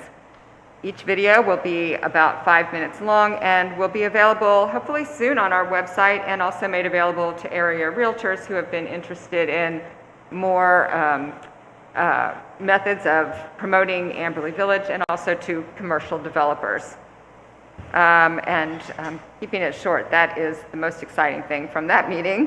And did I move on? Are there any questions? Is it If raining? not, we'll move on to the health, education, and welfare. Highlights. Thank you. Highlights from the September 24th meeting included the annual deer report. Lieutenant Bloom presented the annual deer coloring report, which is required as part of Amberley's deer control policy. In 2018, 47 deer were culled, and in 2019, 50 deer were culled. Lieutenant Bloom reported that there were fewer deer complaints, fewer deer motor vehicle accidents, and fewer deer needing to be euthanized. The triannual infrared deer count was done on March 16, 2020, showing a decrease in the deer population. In 2020, exactly 200 deer were counted. The next flyover count will be in 2023. And as a result of our deer culling program, almost 1,000 pounds of venison was donated to nonprofit food pantries. And that concludes my report. Are there any questions? If not, we'll move on to the village manager's report. Scott Lahrmer, Amberley Village Manager. I'm very proud to announce that the land sale has finally occurred with the Lewis Animal Hospital. You may recall that in the fall of 2018 is when this process began, when I was first approached about interest by Dr. Les Pulowski and Dr. Larry Keller and his wife, Dr. Heather Keller, regarding relocation of the Lewis Animal Hospital from their site on Galbraith Road outside of the village to the village site referred to as the north site. Obviously, council authorized me to enter into a sales agreement with the Lewis Animal Hospital. That occurred about a year ago. And so council approved that, and it has taken a significant amount of time to get to this point where the property has closed. So the Lewis Animal Hospital ended up purchasing 2.2 acres of ground at the north site. This is adjacent to Mercy Health, so it'd be just to the west of Mercy Health's building. Their plan is to construct an 11,000 square foot building. They'll be investing $2.8 million into the property, and they will have 22 employees. So this is excellent news for the village. It allows us to have an additional business here in the village for the purposes of strategic long-term development, and certainly from a financial standpoint, and that will benefit the residents of the village for employment opportunities as well. So we're very much looking forward to Lewis Animal Hospital being in the village, and they do intend to begin construction real soon. And the second item I wanted to mention to council is the ranking by Advisor Smith. This is an insurance research website that came out last week, identifying the safest cities in Ohio, and one of those being listed in the category of cities and municipalities that are 10,000 in population and less. Amberley Village ranked 4th out of 284 communities in Ohio. So we all know that Amberley Village is a safe community, but it's our residents who really partner with our police department through their community-oriented policing And that makes this possible. So kudos not only to our residents, but also to our police department for that type of ranking. And that concludes my, my report. Are there any questions for the manager? Thank you, Scott.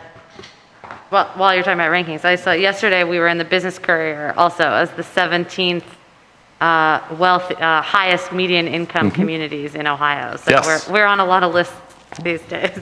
The good list. And then today, Walnut Hills was the second highest ranked high school in the, so that's also our school. Cool. So we're making all the good lists. But thank you. Keep us posted about those videos. I think we'll definitely want to see those. Okay, any other questions? Thank you. It's been a long meeting. The only thing I want to mention as far as in the mayor's report, given the length of this meeting, is the Environmental Stewardship Committee will be meeting October 26th at 7 o'clock. That will be a Zoom meeting. And is there any new business?